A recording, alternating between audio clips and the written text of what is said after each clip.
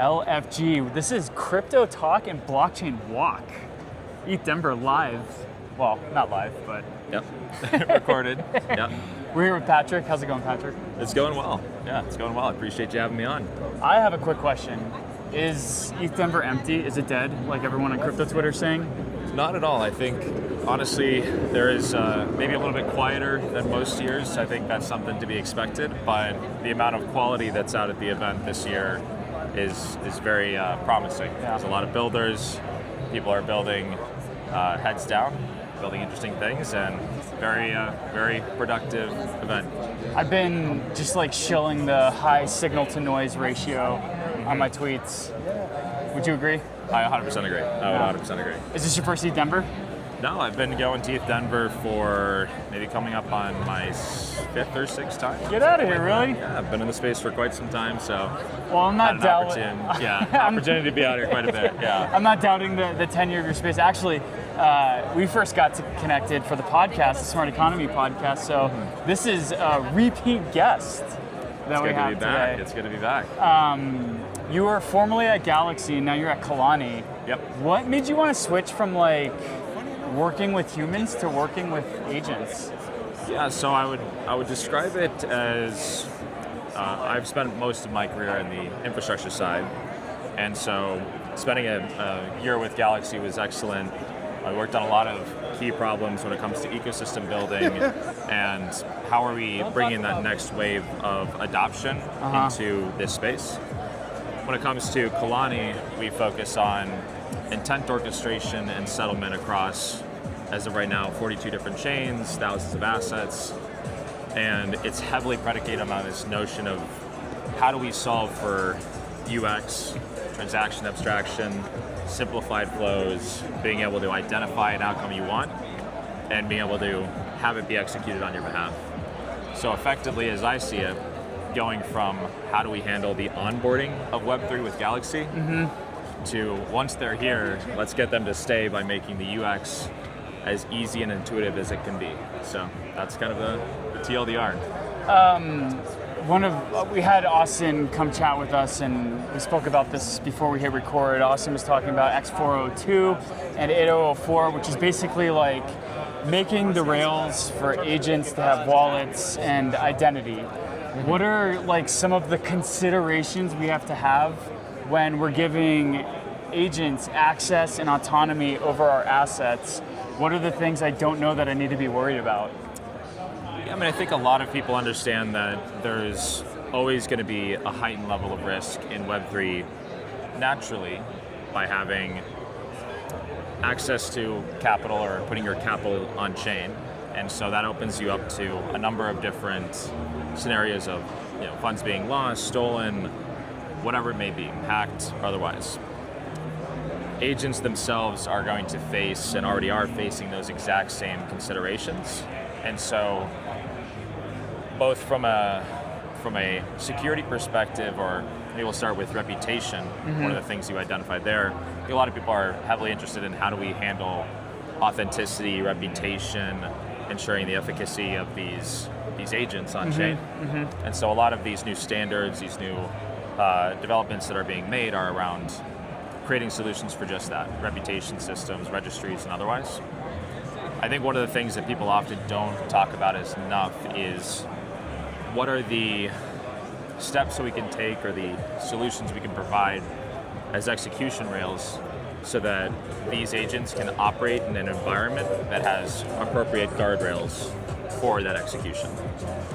One of the things that we work on from an intents perspective is how do you state an outcome and in a deterministic, escrow-based, atomic way, have that outcome be settled on your behalf.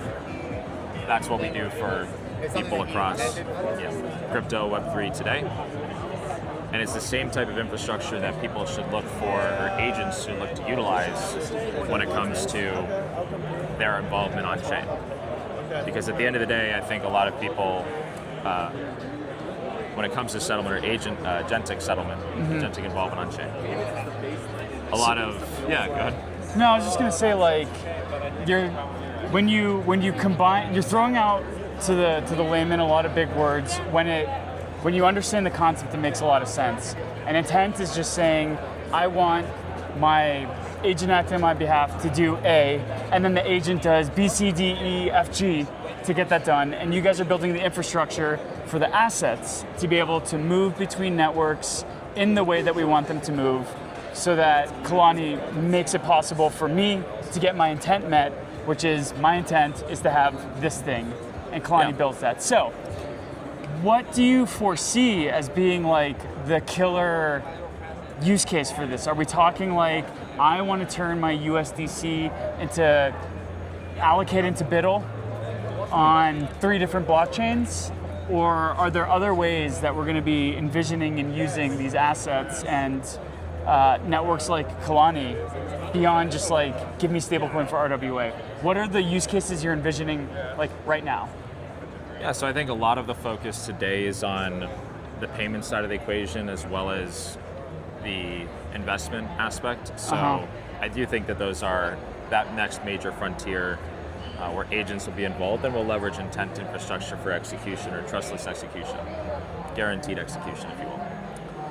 That being said, I think the next couple of areas to look out for in this regard is things like commerce. How do you handle multiple individual intent flows, multiple individual, let's call it acquisitions of items, conditional acquisition of items, things of that nature, stringing and composing together multiple different intents across various different services. It could be paying for things here, it could be fulfillment of activations there, it could be any number of different composable flows that you're putting together and having executed by a network like Khalani. Awesome. I guess zooming out and wrapping up, you're new-ish with Khalani. You've been there a little bit over a quarter, maybe closer to 2. What's like one big challenge that you're looking forward to in the coming months? Yeah, so I think there's a couple things that are top of mind for us. One is we're launching a consumer app that will be focused on allowing people to express intents, what they want to achieve in the market, and have our network fulfill it on their behalf in that deterministic escrow-based format. So that's something that's pretty exciting for us to be launching on the B2C front. In addition to that, generally speaking, there's still that knowledge gap that exists at scale between what are intents and how will they play a role in the future of our industry. Yeah. So I think helping with that education process, helping with that enablement process is one of the biggest challenges, but also something that I'm very excited about.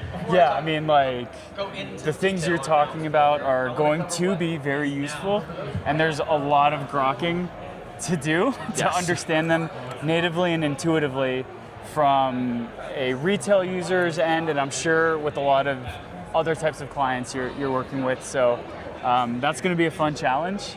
I think you did a fantastic job at what you were doing at Galaxy and onboarding folks and onboarding teams, and I'm excited to see how you do this with humans and with agentic networks moving forward. Absolutely. What's the best way that people can follow what you're doing and follow Khalani? Yeah, absolutely. So you can stay up to date on some of our major developments on channels like X. Our X account is Khalani_network. You can also check us out on our website, read some of our documentation. Some of the biggest advancements that we've been making are featured there as well. And that's Khalani.xyz. That is KHALANI.xyz. Rad. Well, thanks for joining me on another episode of Crypto Talk and Blockchain Walk. Awesome. Dylan, I appreciate you having me. Cheers, man. Cheers, man.